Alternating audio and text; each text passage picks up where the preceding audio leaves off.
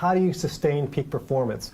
Well, in this series, we're talking to one of the leaders in the field of this whole area, Dr. Harung. Well, the essence is mind-brain development, and our research and other people's research also suggests that this is much more important than any of the other factors. And it's not just on a behavioral level, you're talking about actually the integration of the brain almost on a neurophysiological level, right? Yeah, it's how efficient your brain, how economical your brain works, how integrated it is, how much alpha waves you are, which are got to do with wakefulness and alertness.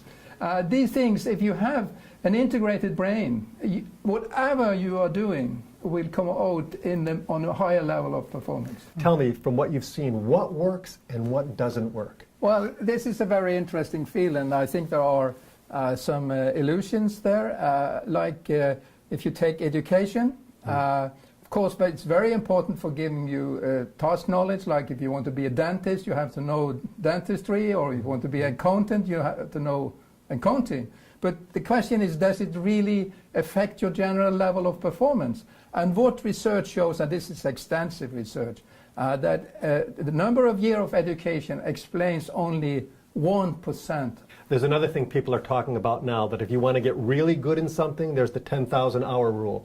That if you do something for 10,000 hours, you can become an expert. Is there any basis of that in the research? There is partially a basis, but what actually research is, research report that just came out shows that if it's a repetitive and structured performance you are doing, like playing a game or doing sports or playing music, practice can explain about 20 to 30% of your performance level. But if you are a professional, like a CEO, it explains practice only 1% of your performance level. Age, once you passed about 20, 25, age has no influence on performance. Work experience explains 3% of your performance level. We're saying education doesn't matter, age doesn't matter, motivation or incentives don't matter. And so we're going back to, once again, the key. Tell me the key, your active ingredient comes back. Well, what our research indicates, and other people's research also, is that this mind-brain development, the degree of refinement and sophistication, you could say, of your brain and your mind is the important factor. What do you find that really creates this mind-body-brain integration?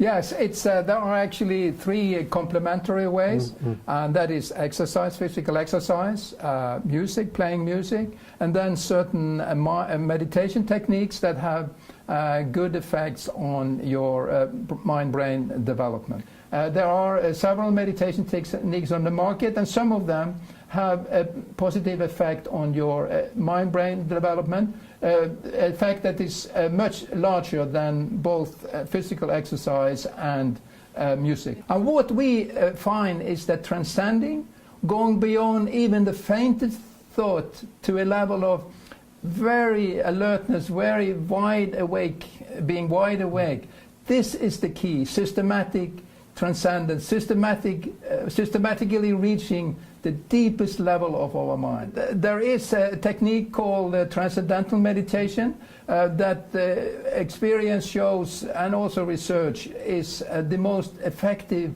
technique for reducing systematically mental activity until you reach most basic level. So people think of meditation, I've heard of TM, which is the name for transcendental meditation, is a good stress reduction technique.